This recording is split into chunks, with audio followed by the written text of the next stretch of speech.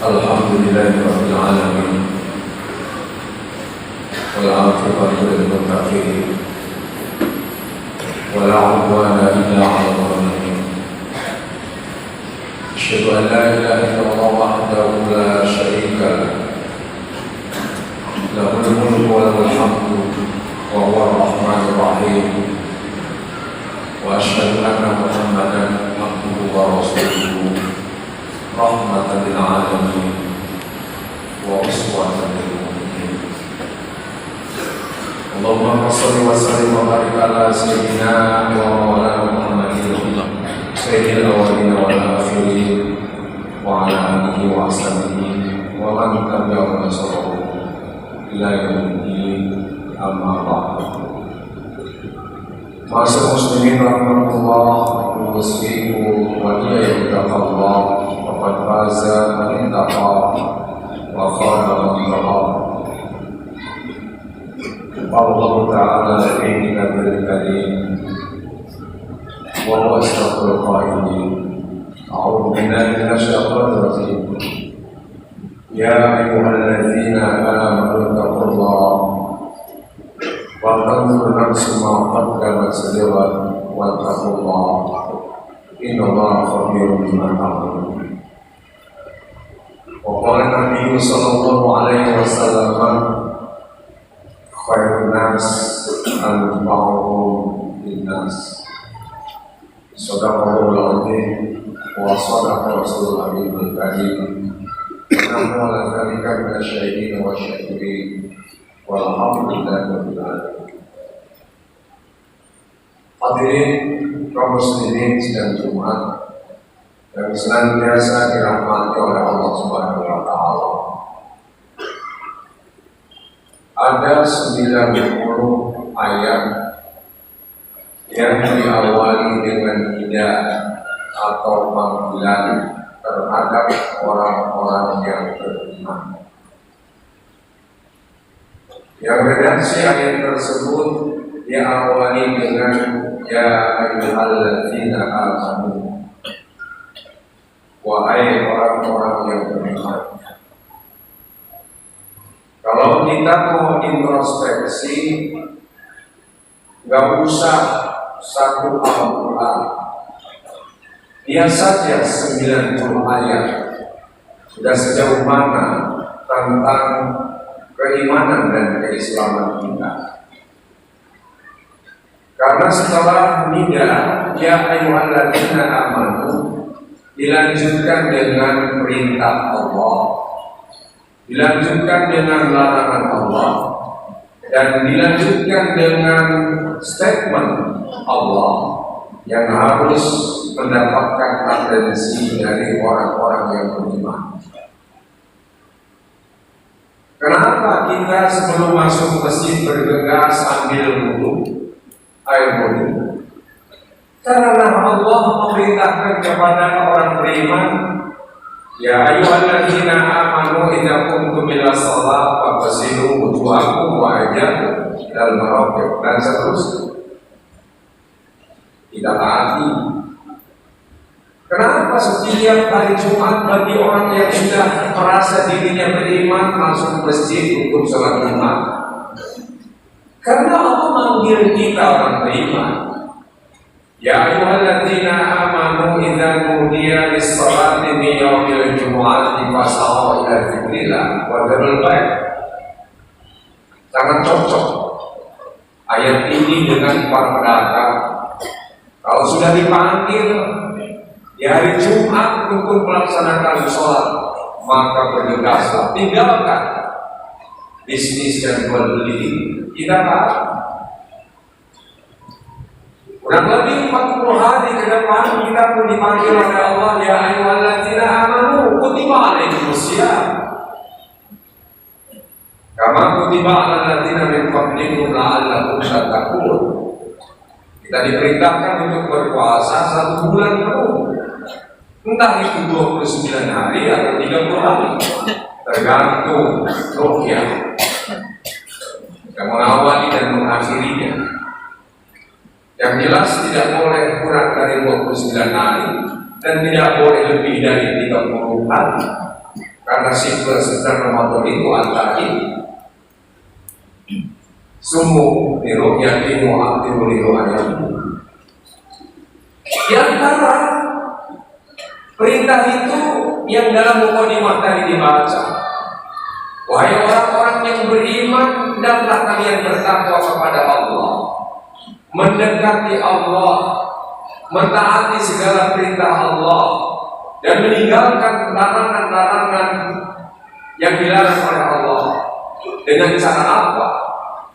Di antaranya wa'tanzur nafsumma qaddamat segala, agar setiap diri yang merasa dirinya telah beriman memperhatikan ke dalam dirinya masing-masing, introspeksi, muhasabah, apa yang selama ini telah diperbuatnya terkait perbuatan baik ataupun perbuatan buruk. Muhasabah lillah, untuk menatap masa depan. Menurut Imam Al-Mawardi dalam An-Nukat wal Uyun, tafsirnya lillah bermakna duniawi, jangka biopik, jangka pendek, dan dalam arti ukhrawi, jangka kekal dan abadi. Untuk dunia, masa depan, di masa tua, dan untuk akhirat di masa yang kekal dan abadi, di mana tidak ada yang bisa menolong kita kecuali pertolongan Allah. Harta yang sedemikian banyak pun tidak ada makna dan artinya. Apalagi anak, apalagi para penguasa keadaan, kembali kepada diri sendirinya, qalbin salim, dengan hati yang selamat. Diulang oleh Allah, wattaqullah, hendaklah kalian bertakwa kepada Allah, untuk selalu waspada, jauhi pergaulan yang menjerumuskan kita kepada kekafiran,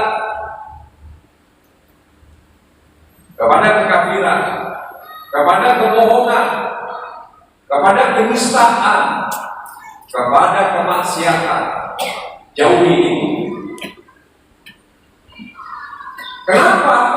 Karena Allah itu maha transparan, khabirun bima ta'malun, transparan, maha melihat, maha teliti, maha rinci apapun yang diperbuat oleh kalian semuanya.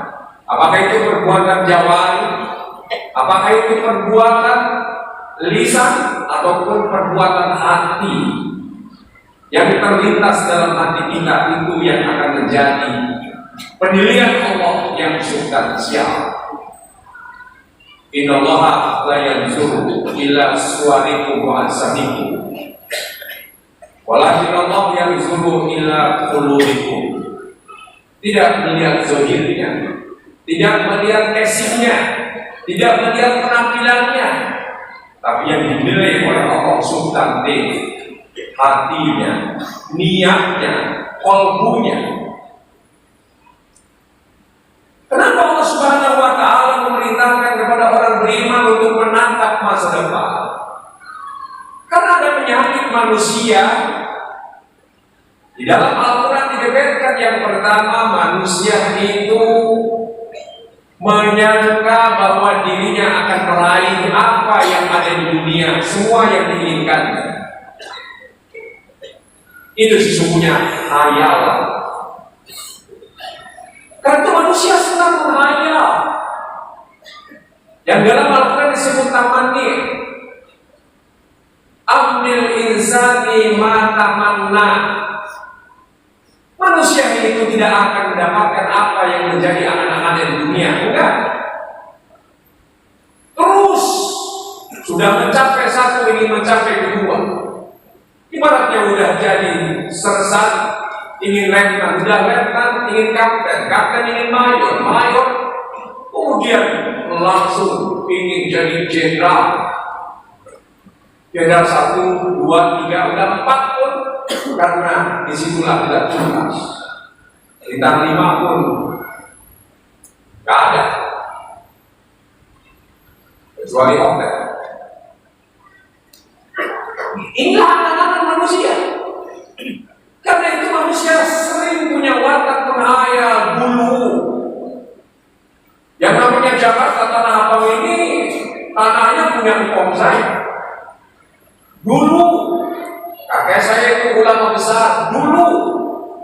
saya itu jenderal dulu dan dulu. Tapi yang bersangkutan itu hanya tahayul, berangan-angan, apologi kalau dalam bahasa kerennya. Karena sementara dirinya tidak berprestasi sama sekali. Rumah kontrak, sekolah pun tidak, merepotkan orang tua. Ini penyakit. Yang kedua, kenapa Allah menyuruh menatap masa depan dunia dan akhirat?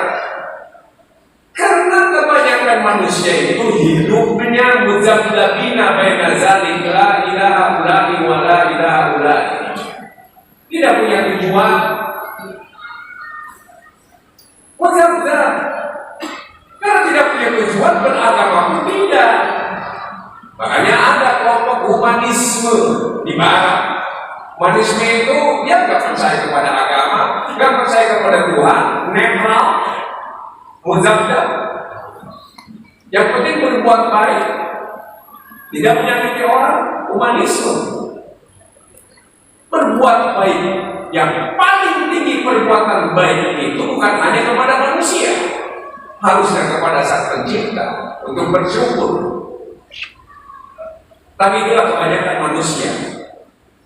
Akhirnya karena tidak ada watak transendental, tidak yakin terhadap adanya akhirat, tidak percaya kepada eksistensi Tuhan, akhirnya lonely, walaupun dalam keramaian sepi hatinya, walaupun dalam kekayaan tidak ada kenikmatan, yang ada gelisah.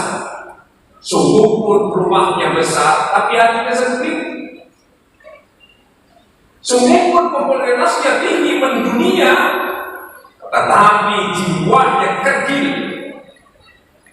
Akibatnya mencari kenikmatan yang kompensasi, lari dari dunia nyata ke diskotik, ke tempat maksiat, berjudi, mabuk-mabuk, itu semuanya pelarian.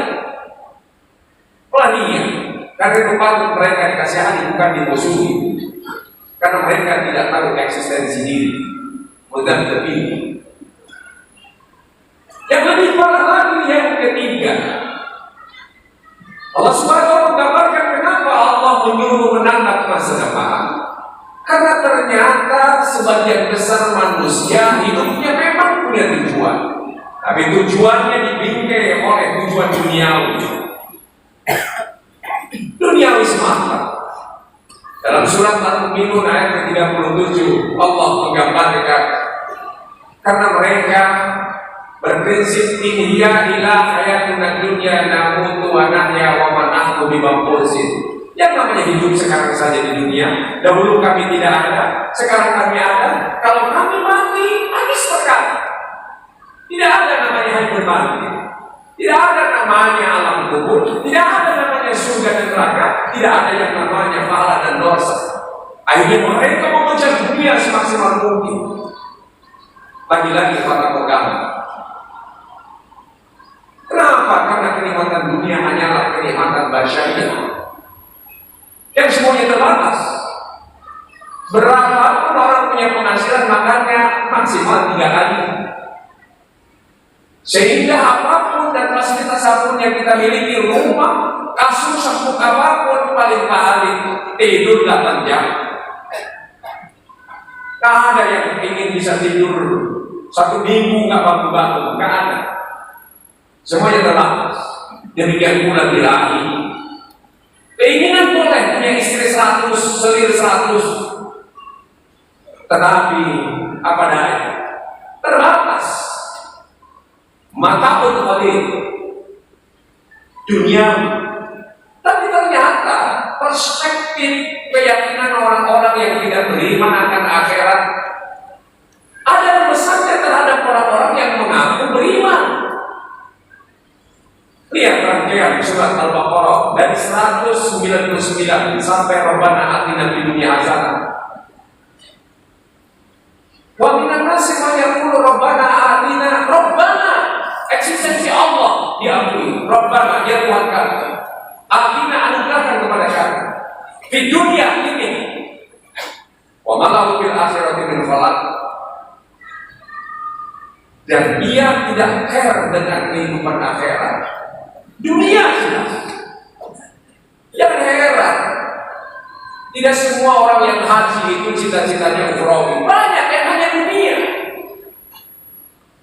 Dengan khusyuknya di depan Ka'bah, ingin jadi menteri, ingin jadi gubernur, ingin jadi bupati, ingin menjadi orang kaya, ingin populer dan sebagainya, tapi nggak ada kalimat asal. Bagaimana cara meraihnya? Tidak. Yang penting jadi presiden. Fitnah pun nggak peduli.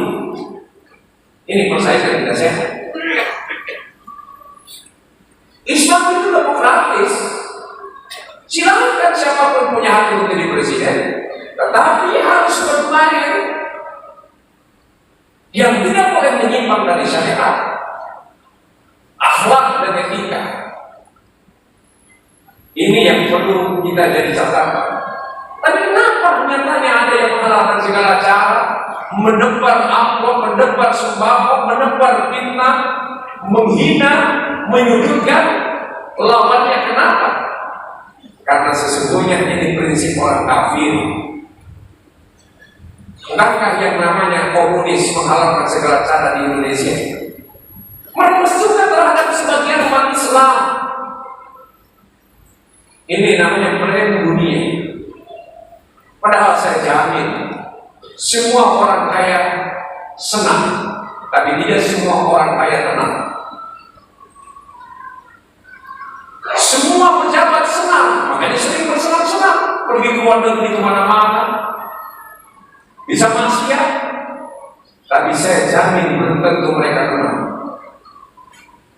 Padahal yang dibutuhkan hakikatnya manusia adalah ketenangan, bukan kesenangan.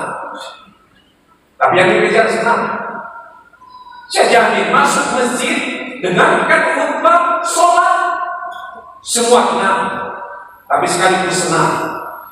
Tapi saya jamin semua yang masuk ke tempat-tempat maksiat, yang bergelimpangan harta, saya jamin senang, tetapi tidak ada jaminan tenang. Itulah sebabnya secantik apapun istrinya, kalau tidak ada ketenangan, bubar juga.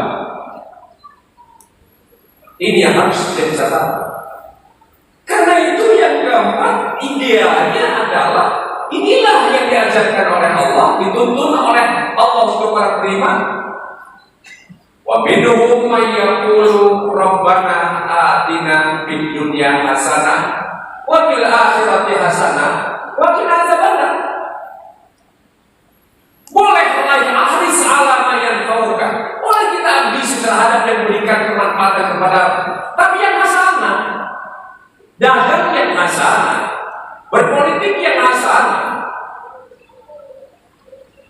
jadi YouTuber yang hasanah, jadi politisi yang hasanah, bersaing yang hasanah. Yang hasanah itu fastabiqul khairat. Kalau ingin jadi presiden, gagasan dong, bukan fitnah. Gagasannya apa? Relasinya apa? Untuk negara Indonesia itu apa? Untuk rakyat itu apa? Di masa depannya, itu yang ditawarkan, bukan fitnah. Itu namanya hasanah. Dan contohnya sudah ada. Rasulullah adalah dia tabligh, menyampaikan, dia sidik, dia amanah, dia fatwa. Ini yang menjadi rujukan kita. Kalau senang, kapan Rasulullah senang? Jadi sejak awal sampai akhir Rasulullah berjuang dan berjuang. 13 tahun dihina oleh masyarakat Arab. Di Madinah pun repot dengan Yahudi, dengan Nasrani. Tapi inna a'tainaka al-kautsar. Allah jamin Rasulullah itu tenang. Alam nasrah laka sadrak. Lapang dadanya. Dihina pun sabar. Ini yang diperlukan di Indonesia, pemimpin yang sabar, tidak menanggapi bulian-bulian yang ecek-ecek. Ini masyarakat harus melek. Karena patokannya jelas. Itu yang asal. Dengan begitu, maka terhindar dari azab neraka. Makanya, hadirin yang berbahagia, Allah Subhanahu wa Ta'ala memberikan tutorial, memberikan guidance untuk mencapai kita dunia yang hasanah, akhirat yang hasanah, masa depan. Lihat dalam surat Al-Qasas ayat yang ke-77. Wabtaghi bima ataka Allah darul akhirah wa la tansa nasibaka minad dunya wa ahsin kama ahsana Allahu ilaik wa taqil fasad fil ard innallaha la yuhibbul mufsidin. Raihlah olehmu apapun yang telah dianugerahkan oleh Allah kepadamu masing-masing, pakainya kak mufrad bima ataka Allah darul akhirah, cita-cita akhirat. Setiap individu yang beriman harus menaruh titik bahwa tujuan hidup itu akhirat. Dengan cara apa? Dengan apapun yang dianugerahkan oleh Allah kepada kita. Anugerah Allah kepada masing-masing berbeda. Ada yang dikasih kecerdasan akal, ada yang dikasih ilmu banyak, ada yang dikasih kecenderungan keterampilan yang luar biasa, ada yang dikasih kekebalan fisik, ada yang diberikan kecantikan, ada yang diberikan berbagai keistimewaan yang satu sama lain berbeda. Jadi masing-masing itu diproduk untuk berbuat yang terbaik. Walaupun Allah menyatakan wala tansa nasibaka minad dunya. Jangan kalian lupakan bagian hidup duniamu. Ingin nikah 1, 2, 3, 4 sampai batasan silakan. Yang penting jangan berbuat zalim. Ingin kaya silakan. Yang penting jangan menzalimi orang lain. Ingin sukses dunia dalam jabatan silakan, tapi jangan menghalalkan segala cara. Silakan dengan apapun yang diajarkan Allah. Masing-masing kita punya potensi. Cuma kadang-kadang penyakitnya menghayat. Semua kita punya potensi. Allah dengan adil memberikan potensi itu. Karena itu kewajiban kita menggali potensi. Raihlah dunia semaksimal mungkin. Baru yang ketiga, wa ahsin kama ahsana Allahu ilaik, berbuat yang terbaik. Berbuat yang terbaik itu untuk surga, kenikmatan akhirat. Banyak hadis-hadis yang bertebaran. Rasulullah ditanya, bagaimana ya Rasulullah agar aku bisa berdampingan denganmu di akhirat dalam surga? Apa? Berikanlah makan orang yang lapar. Jangankan untuk memberikan orang lain, untuk diri aku sendiri pun kurang. Apa kata Rasulullah? Ya udah kalau gitu berikanlah walaupun hanya sebiji kurma. Itu pun tidak sanggup ya Rasulullah.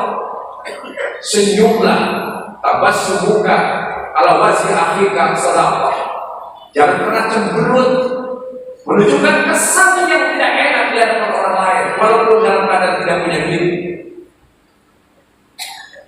Sampai sebegitunya berbuat yang terbaik. Karena itu orang masuk surga belum tentu dari sholat, belum tentu dari puasa. Bahkan tidak sedikit Rasulullah menyatakan, saya dia ala umat di zaman yusalluna wala yusallun, yasumuna wala yasumun, yahujuna wala yahujun. Nanti kelak akan datang di kalangan umatku, mereka sholat tapi hakikatnya tidak sholat, mereka puasa hakikatnya tidak puasa, mereka haji tapi lalat baik wala sa'daik. Kenapa? Karena semuanya haram. Bagi seorang hakim ingin masuk surga bukan dari sholatnya, bukan dari puasanya, bukan dari haji dan umrahnya, tapi dari palu yang ditentukan. Demikian pula penyidik, bukan dari sholatnya. Bagi para pejabat sampai presiden sekalipun, bukan dari sholatnya, bukan dari puasanya. Karena Senin Kamis bukan. Para ulama menurut Imam Syafi'i, tasarruful imam ala ra'iyah manutun bil maslahah. Standarisasi atau parameter pejabat itu berhasil atau tidak, sejauh mana dia memberikan kemaslahatan terhadap rakyatnya, memberikan keadilan, bukan bagi-bagi sembako, bukan. Percuma kalau sembakonya hasil korupsi, bukannya dapat pahala, tapi sudah menyesatkan dan semakin jauh kesesatannya. Karena ini namanya Islam adalah sebuah kejujuran. Para pedagang bisa masuk surga karena dagangnya. Karena itu salah satu hiasan amanat tujar pedagang yang jujur. Insya Allah dengan jujur keuntungan akan lebih banyak daripada tidak jujur. Tidak jujur paling sekali orang kapok. Buatan Singapura dibilangin Singapura. Di sini jujur orang masuk surga. Bagi dia yang ustaz harus menyampaikan yang hak. Yang hak inilah makanya amal yang terbesar adalah menyampaikan yang hak indah sultanil jahil. Di hadapan penguasa yang zalim. Karena itu tidak sedikit kiai, ulama, mubalik yang bisa masuk neraka karena menjual integritasnya. Ini hadirin yang berbahagia. Dan diakhiri dengan wala tabil fasad fil ardh. Jangan kalian berbuat kerusakan di muka bumi ini. Jangan bergaul dalam kemaksiatan. Jangan suka mengungkit-ungkit kebaikan. Jangan menebar fitnah. Jangan. Apalagi sekarang dengan media sosial fitnah, masya Allah berteguran. Sampai-sampai persoalan yang privasi diumbar di media massa. Perjanjian yang internal, sekret, rahasia. Nah ini yang sesungguhnya pantas kalau Rasulullah diutus makarimah akhlak untuk menyempurnakan akhlak. Inasan kemasan kemudian musikum, wa inasan kepala. Siapa yang berbuat kebajikan, kebajikan itu yang akan kembali kepada dirinya. Dan siapa yang berbuat kejahatan, kejahatan itu pula yang akan berakibat kepada dirinya. Barakallahu lakum sebenarnya dalam al-Qur'an wa nafa'ani wa ayatin bil ayati wal hadith wa taqabbal minni wa minkum tilawatan wa nasmatin aqul qawli hadza astaghfiru innahu huwal ghafurur rahim. Allahumma shalli wa sallim